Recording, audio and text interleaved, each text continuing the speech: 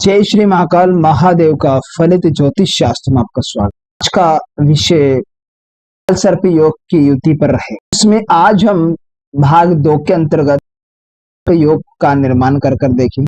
कौन से भाव में केतु की स्थिति बन जाती है ताकि जो शेष प्लेनेट इसकी जकड़न में आ जाते हैं तो पदम काल सर्प योग का निर्माण हो। इससे रिलेटेड आज का टॉपिक रहेगा। टॉपिक पर चर्चा करने से पहले मैं आपको बता देना चाहता हूँ, यदि आप मेरे चैनल पर दर्शक हो ना तो कृपया चैनल को सब्सक्राइब जरूर कर लें। साथ में घंटी के बटन को जरूर दबा दीजिएगा ताकि मैं जो भी नया वीडियो अपलोड करूं उसका नोटिफिकेशन सबसे पहले आपके पास हो।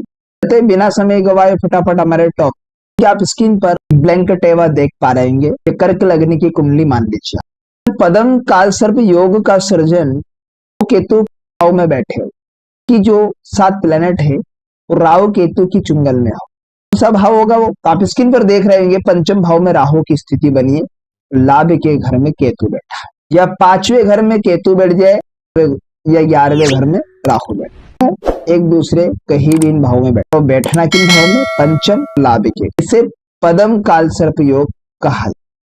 शेष प्लेनेट बच्चे हैं मंगल, शुक्र, शनि, चंद्र, बृहस्पति। ये प्लेनेट राहु से केतु के मध्य में होना चाहिए। अर्थात कहने का मतलब यह है कि राहु पंचम भाव में है तो 6ठे घर में कोई प्लेनेट नहीं होना चाहिए, ना ही 7वें में, ना ही 8वें में, ना ही 9वें में, ना ही 10वें में।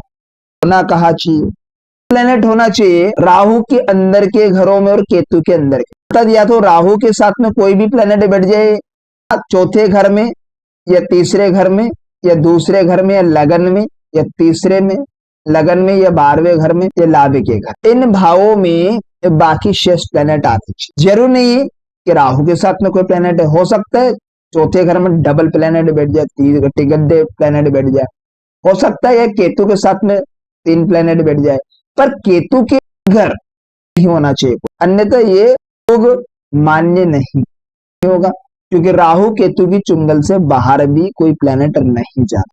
तो खास करके आपको ध्यान पदम काल सर्प योग के अंतर्गत ये योग होगा। मान लीजिए उदाहरण के अनुसार हम इस कुंडली में प्लेनेट को अप्लाई कर दे।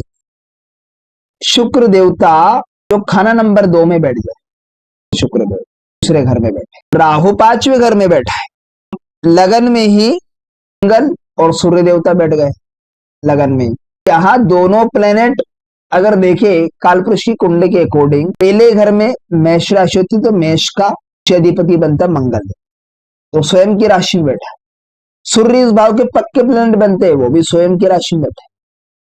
शनि बैठ गया 3रे घर, पराक्रम के सास के घर में, जो कि इस भाव के पक्के प्लेनेट बनते हैं मंगल देवता। 3रे घर का शनि कंगाल करने वाला किताब के अकॉर्डिंग। अब के घर में केतु, इंद्र देवता, बृहस्पति वो बैठ गए खाना नंबर। इस भाव के पक्के प्लेनेट राहु देवता। राहु का बैठा है 5वें घर में। अब राहु पंचम भाव में बैठा है तो इस भाव के जो प्लेनेट बनते हैं उसे ये खराब करके रख देता है। बृहस्पति के घर में 2, 5, 9, 12 भाव में बृहस्पति के शत्रु ग्रह भी आ जाए तो बृहस्पति टोटली पैसे दादा के सुखों को खराब, बुढ़ापा पूरी तरह से सुख से नहीं गुजरेगा, ऐसे व्यक्ति जेल, कोर्ट, कचहरी तक करवाते। शनि की दृष्टि देखे लाल किताब से तो लाभ के घर में जा, कम के घर पर, तो शनि यहाँ पर पूरा टोटली लाभ को घर को भी यहाँ कर रहा। कंडीशन क्या है कि बुध शुक्र धन भाव में बैठे तो यहां से बुध शुक्र की दृष्टि 12वें घर पर जा रही। लाल किताब की एक अलग दृष्टि होती, शुक्र की दृष्टि इन पर जा रही, चंद्र बृहस्पति पर, दोनों की शत्रु है। ये देवता प्लेनेट है, यहाँ पर चंद्र बृहस्पति दोनों बन जाते हैं कि श्री योग की परिभाषा दी वही किताब में भी लागू होती, लेकिन प्लेनेट की स्थिति पर। तो यहाँ बुध शुक्र की दृष्टि किन पर जा रहे, जो कि दोनों शत्रु बृहस्पति को खराब करते हैं। घरेलू सुख शांति, रुपये पैसे की बर्बादी के काम कर देगा। यहाँ पर सट्टा जुआ खराब रिजल्ट देगा जाता है। विश्वासघात अपने मित्रों से, क्यों भाई? क्योंकि शनि की दृष्टि केतु पर। इस भाव के पक्के प्लेनेट कौन बनते हैं? इस भाव के पक्के प्लेनेट की अगर बात करें तो केतु देवता, तो केतु को इसने शनि ने टक्कर मारा, इन पर जा रहे केतु। वैसे ही गुप्त शत्रु का था। केतु इस भाव के पक्के प्लेनेट बनते। और राशियाधिपति की बात करें वैदिक के हिसाब से छठे घर में यहाँ पर राशि बनती है, तो धनु राशि के लॉर्ड कौन बनते? बृहस्पति जाकर बैठ गए 12वें घर में। भी क्या हुआ कि 12वें घर में बृहस्पति गज केसरी योग बनाकर बैठे। यहीं से अगर यहीं से देखे तो शनि की 10वीं दृष्टि चंद्र बृहस्पति, अरे वैदिक के हिसाब से देखे बृहस्पति को टोटली खराब। चंद्र का मेल हो जाता है तो केतु कैसा हो जाएगा? नीच कंडीशन का, ये भी खराब।